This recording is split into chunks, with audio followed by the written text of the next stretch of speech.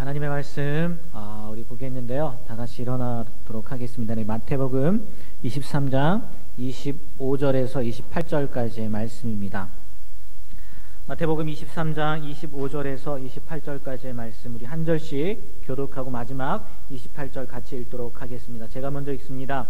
화 있을진저 외식하는 서기관들과 바리새인들이여, 잔과 대접의 겉은 깨끗이 하되 그 안에는 탐욕과 방탕으로 가득하게 하는도다. 음먼 바리새인이여, 너는 먼저 안을 깨끗이 하라. 그리하면 겉도 깨끗하리라. 화 있을진저 외식하는 서기관들과 바리새인들이여, 회칠한 무덤 같으니 겉으로는 아름답게 보이나 그 안에는 죽은 사람의 뼈와 모든 더러운 것이 가득하도다. 이와 같이 너희도 겉으로는 사람에게 옳게 보이되 안으로는 외식과 불법이 가득하도다. 아멘. 네, 4절 정말 짧게 읽었습니다. 너무나 행복하죠, 그죠? 짧게 읽어서 오늘 25절부터 28절까지 짧은 말씀을 읽었는데, 이 말씀 가운데 예수님께서 두 가지 대상을 가지고 이야기를 하십니다. 첫째는 잔과 대접을 가지고 말씀을 하셨고, 두 번째는 회칠한 무덤을 가지고 말씀을 하셨습니다. 예수님께서 말씀하시는 비유의 대부분은요, 그 당시 이스라엘 사람들이 알아듣기 쉬운 비유들이었어요. 알아들을 수 있는 얘기들이었다는 거죠. 생각해 보세요. 잔과 대접, 집에서 늘 사용하는 도구이지 않습니까? 늘 사용하는 물건이고, 또 회칠한 무덤, 우리의 문화와 우리와는 좀 이렇게 멀어 보이긴 하지만, 그 당시에 이스라엘 사람들은요, 회칠한 무덤, 길을 가다가 언제든지 볼 수 있는 무덤이었다는 거예요. 우리가 알다시피 잔과 대접은 음료나 음식을 담는 도구입니다. 어떤 어리석은 사람이 겉은 깨끗하게 하면서 더 중요한 안은 더러운 채로 내버려 두겠느냐는 거예요. 그리고 설거지를 해보셔서 알겠지만, 안을 닦으면서 겉을 닦지 않는 경우는 거의 없을 거라는 거죠. 그러니까 예수님께서 말씀 가운데 먼저 안을 깨끗하게 해라, 그러면 겉도 깨끗하게 될 거다, 당연한 거잖아요. 이해하기 쉬웠다는 거죠. 회칠한 무덤도 마찬가지라는 거예요. 무덤에 회를 칠했다는 거거든요. 그러니까 우리 흔히 말해서 페인트를 칠했다고 생각을 하시면 돼요. 무덤에 페인트를 칠했다고 지금 얘기를 하시는 거예요. 이 페인트를 칠한 이유는요, 구별하기 위함이거든요. 무엇을 구별하기 위함일까? 여기에 시신이 묻혀있다, 이게 무덤이다 라는 것을 구별하기 위해서 그 회를 칠했다는 거예요. 그럼 왜 굳이 회를 칠했어야 됐냐? 그 그림을 보시면 알겠지만, 그림 한번 보여주시겠어요? 이게 유월절을 준비하는 이스라엘 사람들의 모습입니다. 맨 앞에 삽질하는 두 사람이 있죠. 삽질을 열심히, 길을 이제 평평하게 만드는 사람이죠. 삽질하는 두 사람이 있고, 그리고 또 우물가에서 우통을 벗고, 저렇게 우물이 생겼는지 안 생겼는지는 저도 그때 살아보지 않아서 모르겠지만, 어쨌든 우물가에서 우통을 벗고 무언가를 하는 사람이 있고, 그리고 그 뒤에 잘 보일지 안 보일지 모르겠는데 엎어져서 무언가를 칠하는 사람이 있지 않습니까? 그 사람이 어떤 사람이냐? 회를 지금 칠하고 있는, 무덤에 회를 칠하고 있는 사람이에요. 평소에는 이스라엘 사람들이 이렇게 하지 않는데요, 특별히 이스라엘의 큰 절기, 가장 큰 절기 중에 하나입니다. 6월절. 우리나라 달력으로 하면 4월 정도가 되는데, 그 6월절이 되기에 앞서서 대대적으로 저런 작업들을 하는 거예요. 길을 평평하게 한다든지, 아니면 우물가나 어떤 그런 불필요한 부분들을 청소를 한다든지, 그리고 무덤에 회를 칠하던지, 이런 일들을 한다는 거죠. 이유는 왜 그러냐? 다른 걸 다 떠나서 회를 칠하는 이유, 예수님 당시에 가난한 사람들은요, 돌을 파서 무덤을 만들지 못했어요. 대신에 그림에서도 나와있지만 들판이나 길 옆에 땅을 파고 시신을 묻은 거예요. 그리고 우리나라처럼 이렇게 볼록하게 튀어나오게 무덤을 만든 게 아니라 평평하게 만들었다는 거죠. 그래서 때로 사람들이요, 그 위로 지나가기도 하고 앉아서 쉴 수도 있고, 왜? 길가니까, 들판이니까 그럴 수도 있었다는 거죠. 만질 수도 있었다는 거죠. 이게 문제가 된다는 거예요. 무슨 문제가 되냐? 6월절이라는 그 명절에 이스라엘 사람들이, 각지에 흩어져 있는 이스라엘 사람들이 예루살렘에 와서 예배를 드려야 되는데, 제사를 지내야 되는데, 그들의 율법에 의하면 그 시체, 무덤, 그런 걸 받는다거나 아니면 만진다거나 그러면 부정한 사람이 되는 거예요. 며칠 동안? 7일 동안. 그래서 내가 예배를 드리러 왔는데 부정하면 그 안에 들어갈 수 없는 거예요. 생각해 보세요. 1년에 한 번 있는 6월절이지 않습니까? 근데 예배를 드리러 오다가 모르고 무덤에 앉았다가 아니면 무덤을 밟고 지나갔다가 그리고 손으로 만졌다가 부정하게 되어서 예배를 그 6월절을 못 지낼 수가 있는 거예요. 그래서 그렇게 표를 해놨다는 거죠. 아, 여기에 시신이 있어. 그러니까 피해가라는 거. 부정해지지 마. 이렇게 알려주기 위해서 회를 칠했다는 거죠. 물론 이거는 그 시신을 이렇게 하는 그 무덤뿐만이 아니라 동물의 시체가 있는 곳이나 아니면 뭐 그런 계통 동물뿐만이 아니라 하여튼 부정한 부분들이 있는 부분들에 대해서 이렇게 표시를 해 놨다는 겁니다. 그럴 수밖에 없었겠죠. 당시의 사람들은 만약에 건들면은 예배를 못 드리니까 이걸 가지고 예수님께서 예를 들어서 말씀을 하신 거예요. 그러니까 그 이야기를 듣는 사람들, 아, 이게 무슨 얘기구나 명확하게 알 수 있었다는 거죠. 근데 이 얘기를 누구에게 한 거예요? 서기관과 바리새인들에게 예수님께서 말씀하시는 거예요. 그들 보고 들으라고. 바로 위선적인 서기관들, 바리새인들 들으라고. 우리 지난주 말씀에 비춰보면 무엇이 중요한지도 모르는, 아니 알면서 보이는 것만 신경 쓰는 서기관들과 바리새인들 들으라고 지금 이 이야기를 하셨다는 거예요. 그러면서 이 두 가지 이야기를 하시면서 예수님께서 사용하신 단어가 뭐냐? 깨끗하게 하되와 옳게 보이래요. 그러니까 서기관과 바리새인들은요, 사람들 앞에서 깨끗하게 하려고 하고 옳게 보이려고 애썼다는 거예요. 그런데 그게 뭐만? 겉만 그랬다는 거죠. 겉만. 장가 대접에 겉만 닦았던 것처럼. 그리고 회칠한 무덤, 겉은 회를 칠해놓고 그것 때문에 때로는 아름답게 칠했다고도 하더라고요. 뭐 그냥 이왕이면은 다홍치마라고 예쁘게도 칠했나 봐요. 그래서 아름답게 보이려고 했지만 안은 더러웠다는 거죠. 그래서 오늘 말씀의 제목도요, 정의로운 삶을 위해라고 했어요. 그들이 원하는 게 그거였거든요. 깨끗하게 하려고, 그리고 옳게 보이려고. 그래서 굳이 한문을 표시했습니다. 정의로운 삶을 위해라고 했는데, 보통 우리가 정의하면 밑에 거든요. 바를 정자에 오를 이, 사회나 공동체를 위한 옳고 바른 도리, 이렇게 생각을 하잖아요. 근데 제가 그 한자를 바꾼 거죠. 깨끗하고 옳게 보이래. 그런 삶을 위해서 어떻게 해야 되냐 나누기 위해서 말씀의 제목을 그렇게 이야기했다는 거죠. 서기관들과 바리새인들이 그렇게 애썼던 것이 무엇인가 봤더니 깨끗하게 하는 것, 자기 자신을 깨끗하게 하는 것, 그리고 옳게 하는 것, 그거였다는 거예요. 기독교적인 용어로 바꿔보면 이겁니다. 거룩과 뭘까요? 의로움이에요. 의로움. 거룩한 삶을 살려고 했고 의로운 삶을 살려고 서기관들과 바리새인들이 그렇게 애썼다는 거예요. 그러나 실상은 오늘 말씀에서 예수님께서 이야기한 것처럼 그들이 거룩했습니까? 그들이 의로웠습니까? 아니라는 거예요. 거룩은커녕 탐욕과 방탕으로 가득했고 그들의 안은 의롭긴커녕 위선과 불법만 가득했다는 거예요.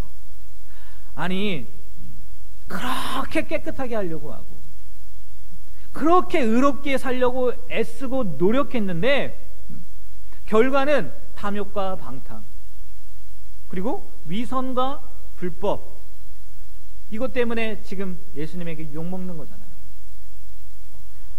좋은 말이 욕이지요.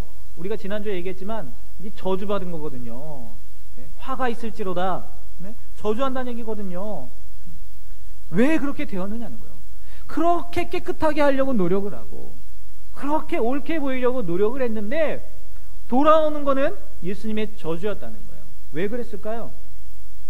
근본적인 이유는요, 이들이요 잘못된 것을 바라봤기 때문이라는 거예요. 방향이 틀렸다는 거예요. 하나님을 바라보는, 하나님을 향한 거룩함과 의로움이 아니라 자기 자신입니다. 자기 자신 내지는 세상을 향한 거룩함과 의로움이었다는 거예요. 어떻게 하면 내가 거룩하게 보일까? 하나님 앞에가 아니라 하나님을 바라봐서 하나님 앞에서 내가 거룩한 삶, 의로운 삶이 아니라 내가 사람들 보기에 어떻게 하면 거룩한 삶을 보일까? 내가 어떻게 하면 깨끗한 모습을 보일까? 이렇게 방향이 바뀌었다는 거예요. 별건 아닌 것 같지만요. 별건 아닌 것처럼 보이지만 이 바라봄 때문에, 이 바라봄의 차이 때문에 결국은 엇나가게 되고 만 거라는 거죠. 움직이지 않는 것, 정말 바라봐야 될 것, 변하지 않을 것을 바라봐야 되는데 움직이고 변하는 것, 아니 쓸데없는 것을 바라봤다는 거죠. 이 서기관들과 바리새인들이. 여러분, 아버지와 아들이 밭고랑을 가는 예화 많이 들어보셨을 거예요. 겨우내 얼었던 땅이 풀리던 어느 날, 어느 봄날이겠죠. 한 농부와 그 아들이 밭을 가느라 정신이 없었습니다. 소를 몰고 고랑을 파려는 아들에게 아버지가 이렇게 이야기를 하죠. 야, 처음 쟁기질을 할 때는 목표를 바로 사와야 돼. 그래야지 똑바로 갈 수 있어. 이렇게 이야기를 했지만 처음 해보잖아요. 아버지가 그렇게 이야기했지만 나중에 결과를 보니까 아버지가 소를 가지고 밭고랑을 가른 건 보니까 평평 똑바로요. 근데 아들이 가른 걸 보니까 삐뚤빼뚤해요. 그래서 아버지가 아들에게 나중에 조언을 해주잖아요. 뭐라고요? 너는 소의 발을 바라보고 소의 뒷발을 바라보고 밭을 갈아서 이렇게 흔들린 거라고. 흔들리지 않는 표대를 바라보고 앞에 것을 바라보고 밭을 갈면 밭이 똑바로 갈아질 거라고. 이런 얘기 아마 한 번쯤 들어보셨을 거예요. 이 예화의 원뜻은 이거죠. 한 사람의 인생이 바르기 위해서는 무엇보다 목표를 바로 정해야 한다는 것을 알려주기 위한 예화입니다. 그런데 가만히 생각해 보세요. 서기관들과 바리새인들도 마찬가지였다는 거죠. 자신들이 거룩하고 의로운 삶을 사는 이유는요, 하나님 때문이었어요. 하나님 때문이어야 된다는 거죠. 내가 왜 거룩하게 살아야 되고 왜 의롭게 살아야 되냐? 하나님을 바라보니까 그렇게 돼야 된다는 거였죠. 사람들 때문도 아니었고요, 자신들 때문도 아니었다는 거예요. 그런데 이 사람들은 하나님을 바라보기보다 누굴 바라봐요? 사람을 바라봤다는 거죠. 그리고 또 자신을 바라보고 깨끗하고 옳게 살아보려고 애썼다는 거죠. 노력했다는 거죠. 마치 움직이는 황소의 뒷발을 바라보며 밭을 간 것처럼. 그러니까 결국은 나중에는 삐뚤어지게 되었다는 거죠. 어쩌면요, 이들 서기관들과 바리새인들 성경을 배우고 연구하는 목적, 그래서 서기관이 되고 바리새인들이 되려는 목적이 물질이나 명예, 권력을 얻기 위해서일 수도 있어요. 어쩌면. 그러나 아마도 대부분의 경우는 정말 하나님을 바라보는 순수함이었을 거라는 거죠. 그들이 율법을 연구하는 목적, 성경을 연구하는 목적이 분명히 처음에 의도는 순수했을 거라는 거예요. 그런데 시간이 지날수록 그걸 놓쳤다는 거죠. 하나님을 바라봐야 되는데 바라봐야 할 하나님을 놓치고 하나님이 있어야 할 그 자리에 다른 것을 세우게 되었다는 거죠. 자기 자신을 세우든지 아니면 다른 사람이 나를 어떻게 평가할까, 그렇게 세우게 되었다는 거죠. 그런데요, 어찌됐건 처음부터 빗나갔건 나중에 빗나갔건 결국은요, 이들이 무엇을 놓친 거예요? 하나님을 바라보는 것을 놓친 거예요. 그렇지 않습니까? 결국은 놓쳤어요. 하나님의 자리에요, 다른 것을 놓았어요.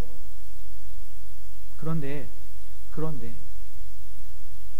하나님의 자리에 다른 것을 놓은 것, 하나님 말고 다른 것을 바라보는 것을 뭐라고 하는지 아십니까? 우리는 그냥 놓쳤다고 생각할 수 있잖아요. 그런데요, 그걸 뭐라고 얘기하냐? 우상 숭배라고 얘기해요. 우상 숭배라고 한다. 어떻게 보면 제가 너무 멀리 나가서 이야기하는 것처럼 보일 수 있어요. 아니 그게 무슨 우상 숭배가 될 수 있습니까? 라고 질문을 할 수도 있을 거예요. 그런데요, 틀림없이 그거는 우상 숭배라는 거예요.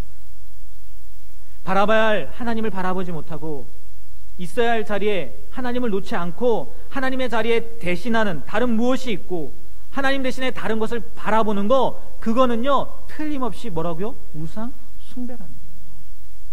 어떤 형상을 만들어 놓고 거기에 절하는 것만이 우상이 아니라는 거예요.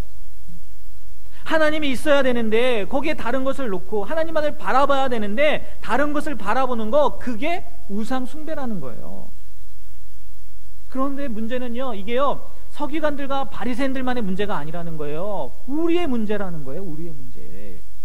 우리도 언제든지 이런 우상 숭배에 빠질 수 있다는 거예요. 하나님께서는 우리에게 하나님만을 바라보고 거룩한 삶을 살라고 하는데, 우리는 하나님을 바라보기보다 어쩌면 하나님을 계속해서 바라보는 게 힘들 수도 있을 거예요. 그래서 그런 건지 몰라도, 아니면 하나님만 바라보라고 하니까 지겨워서 그런 건지 몰라도 자꾸 다른 것을 바라보고 하나님의 자리에 다른 것을 놓는다는 거예요. 우상 숭배에 빠진다는 거죠. 우리도 그렇다는 거예요. 근데 더 심각한 건 뭔지 아십니까? 이 우상이라는 게요 없앨 수 있는 게 아니라는 거예요. 우상이라는 걸요 우리가 없앨 수 있지 못하대요. 없앨 수 없다는 거예요. 단지 대체된다는 거예요. 내가 처음에는 이걸 우상으로 세웠는데 그래서 나 이거 안 할 거야, 이게 끝이 아니라는 거예요. 다른 것이 대체된다는 거예요. 그게 심각한 문제라는 거예요.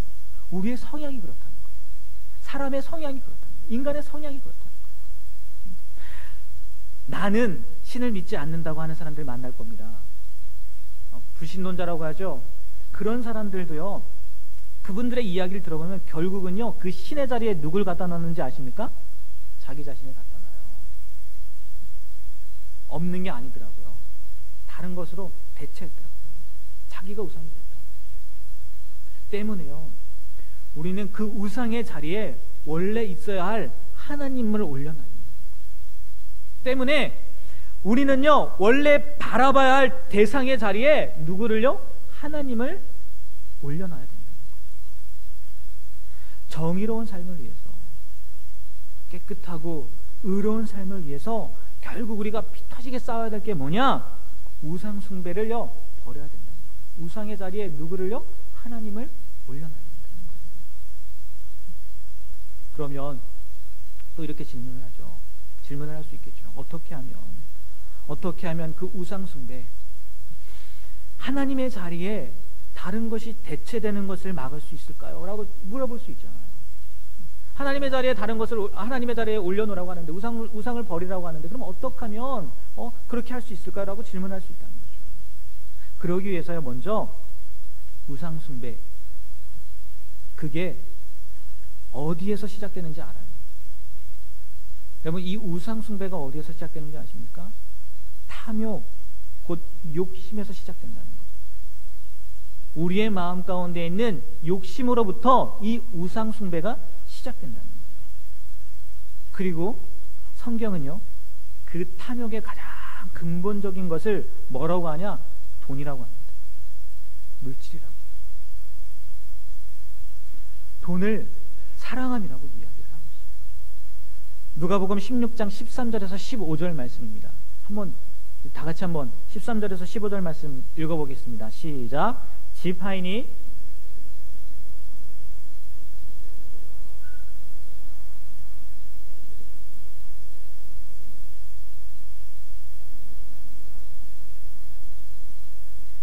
바리새인들은 돈을 좋아하는 자들이라. 이 모든 것을 듣고 비웃거늘 예수께서 이르시되, 너희는 사람 앞에서 스스로 옳다 하는 자들이나 너희 마음을 하나님께서 아시나니 사람 중에 높임을 받는 그것은 하나님 앞에 미움을 받는 것이니라. 아멘. 예수님께서 우상 숭배에 대한 성경의 기본 은유를요 모두 가져다 뭐에 적용시키는지 아십니까? 탐심에 적용시켜요. 욕심에 적용을 시켜요. 돈에 적용을 시켜요. 성경에 따르면 우상 숭배자가요 우상을 상대로 하는 일은 세 가지라고 합니다. 첫 번째는 우상을 사랑한다는 거예요.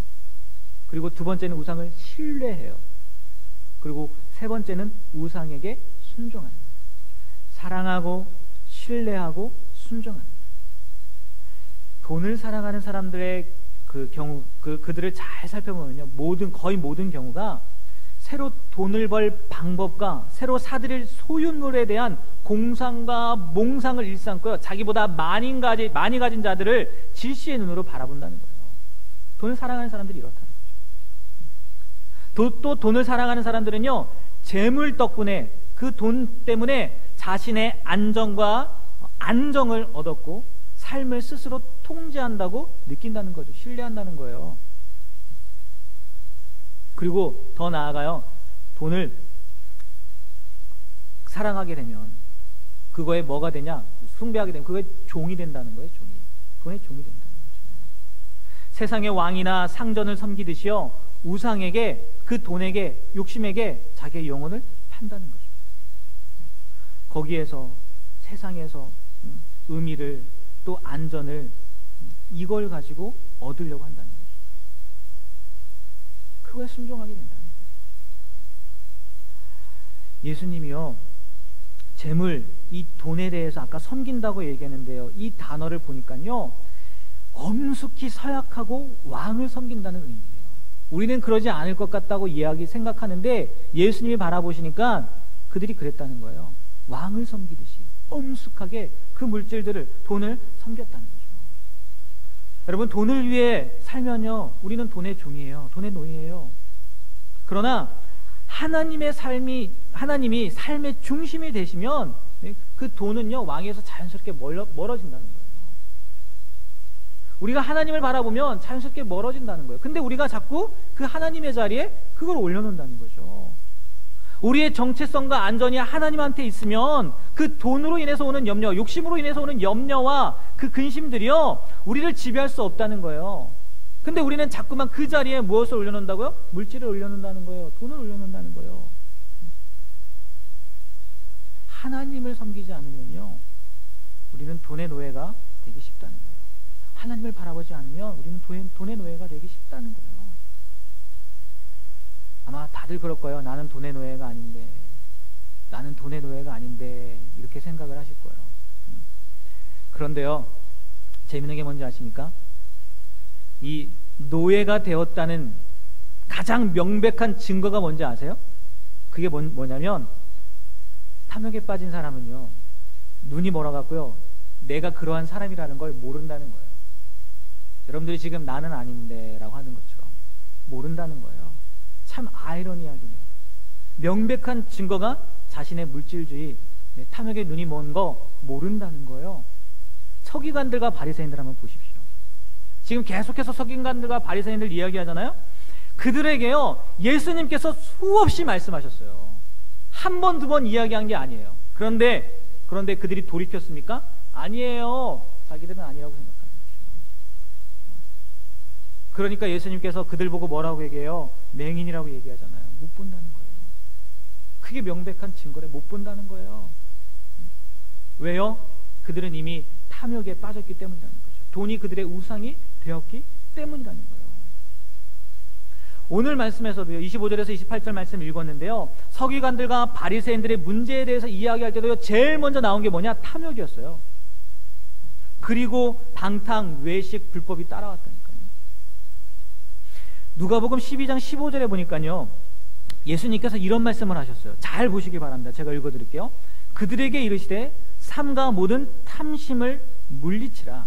사람의 생명이 그 소유에 넉넉한 데 있지 아니하니라. 이렇게 말씀하시고요. 그리고 나중에 사도 바울이 골로새서와 에베소서의 두 군데에서 이렇게 이야기를 합니다. 골로새서 3장 5절에는 이렇게 표현하고 있어요. 그러므로 땅에 있는 지체를 죽이라. 곧 음란과 부정과 사욕과 악한 정욕과 탐심이니, 탐심은 뭐래요? 우상숭배. 에베소서 5장 5절 말씀도 한번 읽어볼게요. 너희도 정녕 이것을 알거니와 음행하는 자나 더러운 자나 뭐하는 자요? 탐하는 자, 곧 뭐하는 자요? 우상 숭배자는 다 그리스도와 하나님의 나라에서 기업을 얻지 못하리.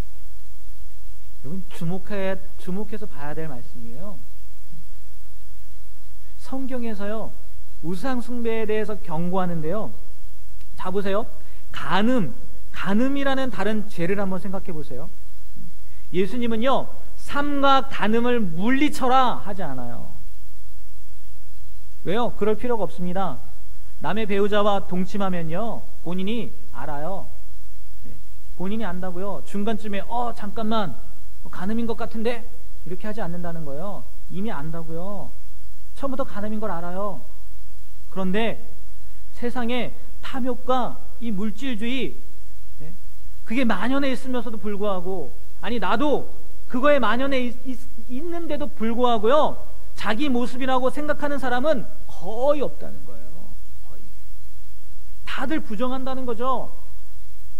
그렇기 때문에 서기관들과 바리새인들이요, 예수님께 그렇게 욕을 먹어도요, 자기들 부정하는 거예요. 돈은, 이 탐욕은요, 가장 보편적인, 그리고 팽배한 가짜신이라는 거예요. 우상이라는 거예요.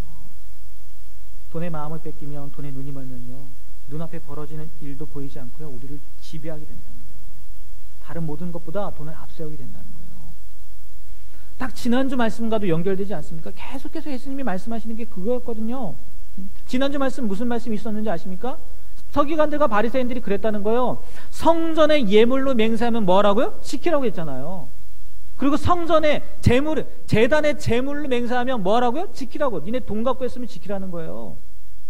그런데 성전으로, 제단으로 맹세하면 안 지켜도 된다는 거예요. 하나님 필요 없다는 거죠.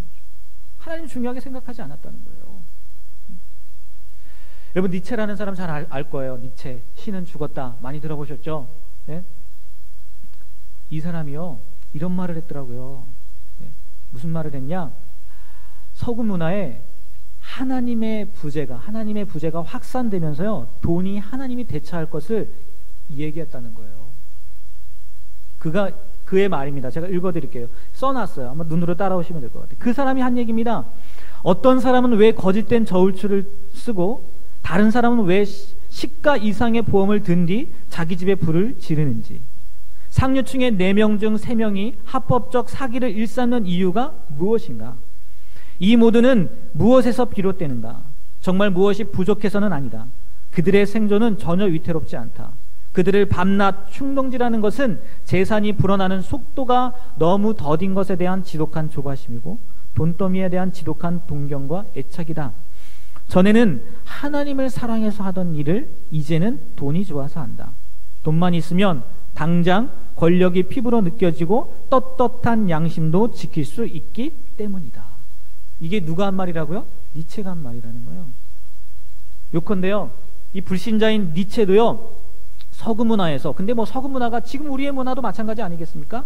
우리 문화에서요, 돈이 주된 우상이 되리라는 것을 어떻게 보면 예언한 거예요. 예언한 거예요. 불신자도 안다는 거예요. 신은 죽었다고 이야기한 불신자도 안다는 거예요. 비단 니체뿐만이 아니라요, 수많은 작가와 사상가들도요, 이 탐욕, 이것이요, 돈에 대한 욕심이요, 그 물질이요, 우리의 영혼을 갉아먹는다고 경고도 한다는 거예요. 그런데 진짜 문제는, 계속 말씀드리지만, 이런 탐욕이, 이런 우상 숭배가 우리의 턱 밑에까지 왔다고요 생각하는 사람은 아무도 없다는 거예요. 나는 아니라는 거예요.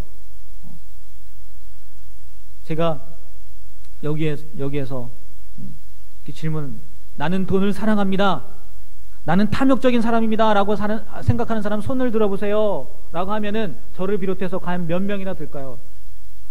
예? 나는 탐욕적입니다, 나는 돈을 사랑합니다 한번 손 들어보세요. 몇 명이나 들을 것 같아요? 저를 포함해서 아마 안 들을걸요? 아예 나는 아직 아닐걸요? 다들 이런다는 거죠. 왜요? 왜? 우리의 탐욕은요, 잘 안 보인다는 거예요. 우리를 잘 못 본다는 거예요. 나는 아니라고 생각한다는 거예요. 그래서요, 다시 되돌아가지만, 그래서 하나님의 자리에 다른 것이 대체되는 것을 막을 수 있는 방법은요, 다른 게 없어요. 하나님만 바라봐야 돼요. 하나님만 바라봐야 돼요. 정말 바라봐야 될 것을 바라봐야 돼요. 우리의 눈을 들어서요, 하나님을 바라봐야 돼요. 방향을요, 어디로 돌려야 된다고요? 하나님께로 향해야 돼요. 하나님이 어떠한 말씀을 하시는지, 하나님이 무엇을 보여주시는지 우리의 눈을요 하나님께로 돌려야 된다는 거예요. 그러면 못 보던 것, 안 보이던 것이 보이기 시작한다는 거죠. 제목을 정의로운 삶을 위해서라고 했는데요, 그 정의로움의 기준을, 깨끗한 거, 옳음의 기준을요 움직이는, 또 완전하지 않는 다른 대상으로부터요, 나도 아닙니다, 다른 사람도 아닙니다, 또 어떤 문제도 아니고 환경도 아니에요, 그런 것으로부터 무엇으로 바꿔야 된다고요? 하나님으로 바꿔야 된다는 거예요. 그게 우상 숭배를 피할 수 있는, 멀리할 수 있는 방법이라는 거예요. 정의로운 삶을 사는 방법, 거룩하고 의롭게 살기 위해서는요 결국 우리의 시선을 하나님께로 돌려야 된다는 거예요. 간단해요. 하나님께 기준을 두십시오. 내가 기준이 되지 마십시오. 또 다른 사람이 기준이 되지 마세요. 하나님이 우리의 기준이 되어야 돼요. 그러면 그 하나님의 기준 어디에 나와 있는데요? 네? 어떻게 하면 하나님께 얼굴을 돌 수 있는데요? 어떻게 하면 하나님께로 방향을 향할 수 있는데요? 뭐가 있겠습니까? 네? 뭐가 있어요? 기도하고 말씀밖에 없어요. 성경에도 분명히 이야기합니다. 뭐라고요? 기도와 말씀으로 거룩해진다는 거예요. 우리의 시선을 하나님께로 향하시길 바랍니다. 어긋나 있는 시선을, 아니면 자꾸 돌아보려는 시선을 하나님께로만 향하게 되길 바랍니다. 그러기 위해서 기도하는 일에, 또 말씀을 묵상하고 보는 일에 최우선을 두는, 그것을 하나님의 자리, 그 자리에 둘 수 있는 저와 여러분의 삶이 되길 주님의 이름으로 간절히 부탁드립니다. 그게 우상 숭배를, 우리를 제대로 볼 수 있는 방법이에요. 우리 마지막으로요, 아까 찬양했던 내 삶의 소망, 예수 닮기를 우리 찬양하고 기도하고 마치도록 하겠습니다.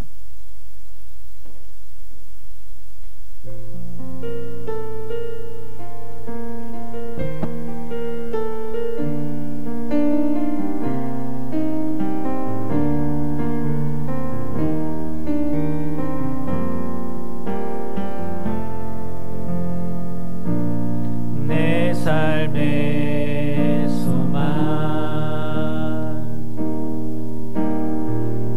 내가 바라는 한분, 예수 닮기를 내가 원하네. 한없는 사랑,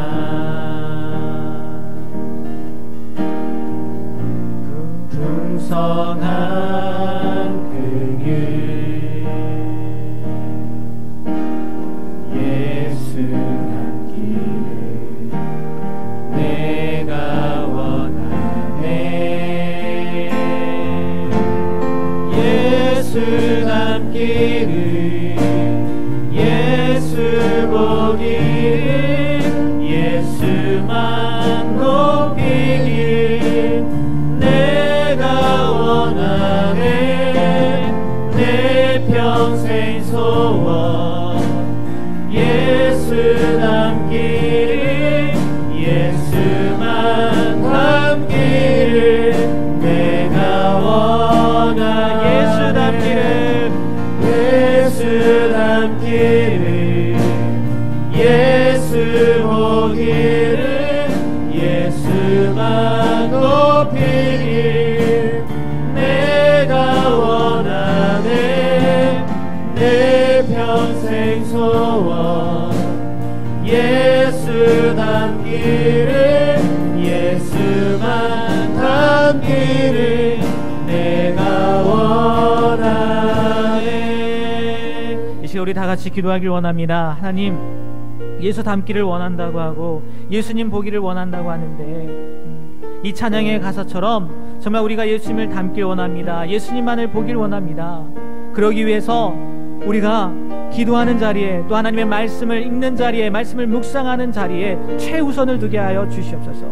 그리하여 바라봐야 될 것을 바라보고 바라봐야 될 분을 바라봄으로 말미암아 정말 우상 숭배가 만연해 있는 이 땅 가운데에서 우상이 아니라 하나님을 나의 신으로, 나의 완전하신 분으로 섬길 수 있는 그런 우리가 될 수 있도록 해달라고 우리 간절한 마음으로 주여 외치고 기도하겠습니다. 주여. 하나님 아버지, 정말 우상이 만연해 있는 시대인데, 특별히 하나님 가명 때문에, 돈 때문에 하나님 정말 기분이 가정이 하나님의 자리에 올라와 있는 이 시대인데, 하나님 나는 아닙니다, 나는 그런 사람이 아닙니다 라고 하나님 정말 나 자신을 돌아보고 하나님 나를 사랑하고 하나님 그런 삶을 살고 있지는 않은데 돌아보게 하여 주시고, 특별히 하나님을 바라보게 되기를 원합니다. 우리 시선을 하나님께 주기를 원합니다. 하나님 나의 방향을 따라서 하나님께로 향하기를 원합니다. 하나님 정말 하나님을 바라보므로 우상이 아닌 하나님을 섬기고 살아가게 되기를 원합니다.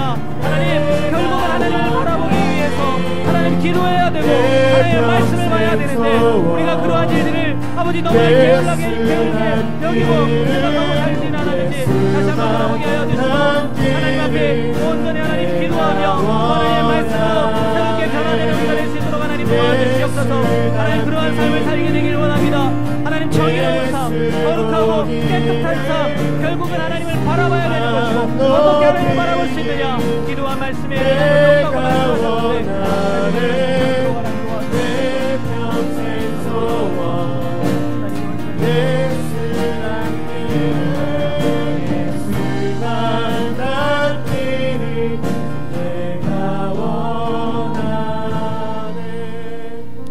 하나님, 정의로운 삶을 위해서 하나님만을 바라봐야 되는데 우리가 하나님의 자리에 또 다른 우상을 올려놓고 그것을 사랑하고 신뢰하고 섬기며 살진 않았는지, 특별히 오늘 말씀을 통해서 탐욕에 대해서, 돈에 대해서 계속해서 이야기를 했는데 우리는 그러한 모습이 있진 않은지 하나님 돌아보게 하여 주시고, 혹 나의 마음 가운데, 나의 생각 가운데 하나님보다 물질을 더 의지했다면 이제는 방향을 틀어서 하나님을 바라보게 되길 원합니다. 그러나 그 하나님을 바라본다는 것이 내 힘으로 되지 않습니다. 내 능력으로 되지 않습니다. 우리가 기도하게 하시고 하나님을 바라볼 수 있도록 우리에게 도움을 주신, 우리에게 보여주신 그 말씀을 봄으로 말미암아 결국은 하나님만을 나의 신으로, 하나님만을 나의 왕으로 모시며 이 세상 가운데에서 거룩하고 또 깨끗한 삶, 하나님이 보시기에 거룩하고 깨끗한 삶을 살아가는 우리가 되게 하여 주시옵소서.